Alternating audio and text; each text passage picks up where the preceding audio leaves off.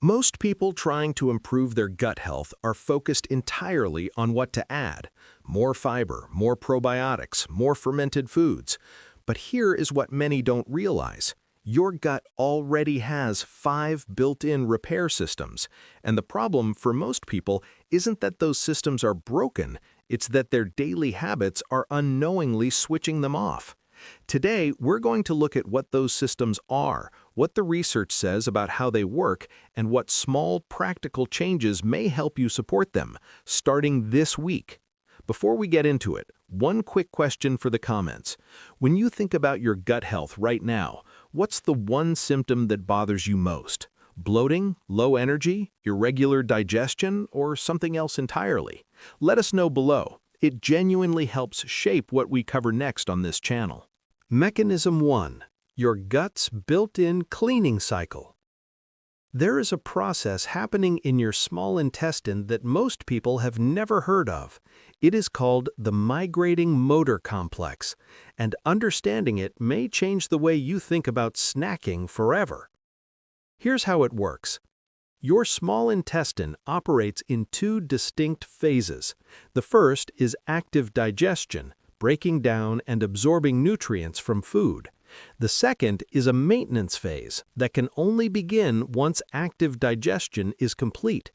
During this maintenance phase, a wave of muscular contractions moves through the small intestine. It clears undigested material and moves it toward the colon where it belongs. Research published in the journal Gut describes this as a critical housekeeping function of the gastrointestinal tract. But this cycle has one important requirement. It needs roughly 90 minutes to 2 hours of uninterrupted fasting to initiate, and once it begins, it takes approximately another 90 minutes to complete a full pass. If food or calories of any kind enter the stomach before that cycle finishes, it stops immediately and resets. This is relevant because modern eating patterns often involve frequent, closely spaced meals and snacks throughout the day. When that pattern persists, this internal maintenance cycle may rarely get the uninterrupted window it needs to complete. Research suggests that spacing meals by 4 to 5 hours without calorie-containing snacks in between may support more regular completion of this cycle. That low rumbling you sometimes hear between meals, according to gastroenterologists, that sound is often associated with this wave of contractions, the maintenance cycle doing its work. It isn't always a sign that you need to eat. Sometimes it is a sign that the system is actively maintaining itself. Mechanism 2. The diversity your gut bacteria actually need. For decades, the conversation around gut health focused on a simple question: do you have good bacteria or bad bacteria? But research over the past 20 years has shifted that framing significantly. What matters most is not just the presence of beneficial bacteria, it is their diversity. Think of it this way: a single species of tree is not a forest, it is a monoculture, and monocultures are fragile. A diverse ecosystem, on the other hand, is resilient. Different species fill different roles, and the whole system becomes harder to disrupt. Your gut microbiome works in a similar way.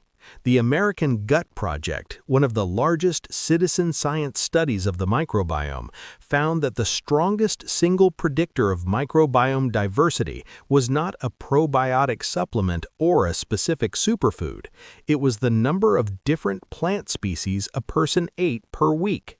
Their findings suggested that people who consumed around 30 different plant varieties weekly, including vegetables, fruits, legumes, nuts, seeds, herbs, and spices, tended to show significantly higher microbiome diversity than those eating fewer varieties. This matters because different bacterial species ferment different types of plant fiber. If your diet is narrow, you feed only a narrow set of bacteria. If your diet is wide, you support a broader, more resilient internal ecosystem. 30 plants a week sounds like a large number, but consider this: black pepper counts, cumin counts, A handful of walnuts counts. It's about variety across the week, not volume at any single meal. One practical approach is to think of your plate in terms of color and category. Each different vegetable, each different grain, each different legume or herb is a separate count. Gradually expanding that count, even by 5 or 6 new plants per week, is a meaningful step, according to current research. Mechanism 3. Why timing your meals may matter as much as what's in them. Your gut does not operate at a constant pace throughout the day. Like most biological systems in the body, it follows a rhythm, one that is closely tied to light, darkness, and the internal clock your cells run on. This is called your circadian biology, and research over the past decade has shown that it influences digestion in measurable ways. Studies published through the NIH suggest that insulin sensitivity, the body's ability to manage blood sugar after eating, is generally higher earlier in the day and tends to decline toward evening. The practical implication is that the same meal, eaten at different times of day, may produce different metabolic responses. Late-night eating in particular has been associated in several studies with increased markers of inflammation, disrupted blood sugar regulation, and reduced sleep quality. And the relationship between sleep and gut health runs in both directions. Certain gut bacteria are involved in producing neurotransmitters, including serotonin, that play a role in regulating sleep cycles. When gut rhythms are disrupted, sleep can suffer. And when sleep quality drops, research suggests it can negatively affect the composition of the microbiome in return. A growing body of evidence supports a practice called time-restricted eating, not as a method of caloric restriction, but as a way of aligning food intake with the body's most metabolically active window. A 10 to 12-hour eating window, for example between 7 a.m. and 7 p.m., allows the gut lining a longer overnight period without active digestion, which some researchers associate with improved mucosal repair and restoration. This is not about eating less, it is about allowing the body's natural repair processes to run during the hours they are most biologically suited to run. Mechanism 4. The nervous system connection most people miss.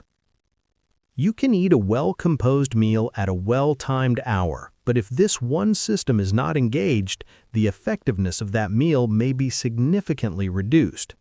Your gut and your brain communicate through a long branching nerve called the vagus nerve. It runs from the brainstem down through the chest and into the abdomen, and it serves as the primary connection between your central nervous system and your digestive system. The direction of that communication matters. Your nervous system operates in 2 broad states. The first is sympathetic activation, commonly described as the stress response. The second is parasympathetic activation, commonly called the rest and digest state. In the sympathetic state, the body is biologically prioritizing perceived threat. Blood is redirected toward the muscles, digestive processes slow. In the parasympathetic state, digestive function is supported. Stomach acid secretion, gut motility, and enzyme production all increase. The challenge is that you cannot be meaningfully in both states at the same time.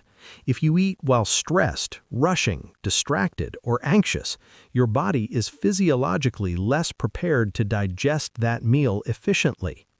Research on vagal tone, the functional activity of the vagus nerve, suggests that practices like slow, deliberate breathing with an extended exhale can stimulate vagal activity and shift the nervous system toward the parasympathetic state. Taking 3 to 5 slow, calm breaths before beginning a meal, with each exhale lasting longer than the inhale, is one of the simplest evidence-adjacent practices for supporting the transition into a more digestion-favorable state. It costs nothing, it takes under a minute, and it may meaningfully change how your body responds to the meal that follows. Mechanism 5. Reducing what may be working against your microbiome. The conversation around gut health tends to focus on what to add, but research increasingly suggests that what we remove or reduce can be just as influential. There are several common exposures that some studies associate with disruption of the gut microbiome. The first is antibiotic use. Antibiotics are critically important medicines. In appropriate clinical situations, they are life-saving. However, research published in journals including Cell, Host, and Microbe has documented that broad-spectrum antibiotic courses can significantly reduce microbiome diversity, with recovery sometimes taking months. This is not an argument against antibiotics when they are medically necessary. It is an argument for having an informed conversation with your physician about whether antibiotic treatment is appropriate for your specific situation, and for supporting microbiome recovery afterward with dietary strategies. The second is chronic psychological stress. We covered the vagus nerve in the last section, but the impact of ongoing stress on the gut goes deeper than digestion speed. Animal studies and some human research suggest that prolonged stress exposure may alter the composition of the gut microbiome over time, potentially affecting the balance between beneficial and less beneficial species. Managing stress is not a lifestyle luxury. For gut health specifically, it may be a core biological requirement. The third relates to dietary emulsifiers, additives commonly found in processed foods, including certain breads, sauces, and packaged snacks. Some preclinical research has raised questions about whether certain emulsifiers may affect the mucus layer that lines and protects the gut wall. The evidence in humans is still developing, and this area warrants more research. But it is a reason why whole food dietary patterns, which naturally minimize exposure to these additives, tend to show favorable associations with gut health outcomes across multiple studies. None of these are calls for alarm. They are simply areas where the evidence suggests reducing chronic exposure may support the gut environment you are working to build through everything else we have discussed today. Your gut is not a passive system waiting to be fixed. It is an active, dynamic environment with its own built-in maintenance processes. What the research consistently points toward is not a single intervention or a short-term protocol. It is the accumulation of daily decisions that either support or interfere with what your body is already trying to do.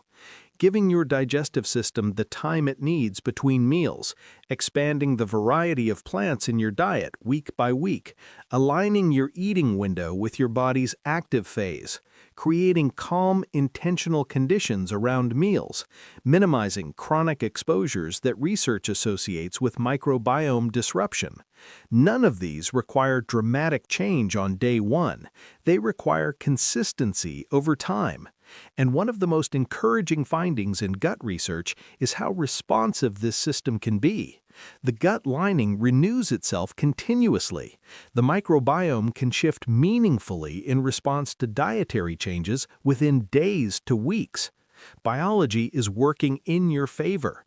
Your daily choices determine whether you are working with it or against it. If there was one mechanism from today that you want to focus on first, whether that is meal spacing, plant diversity, eating timing, the breath practice, or reducing certain exposures, let us know in the comments.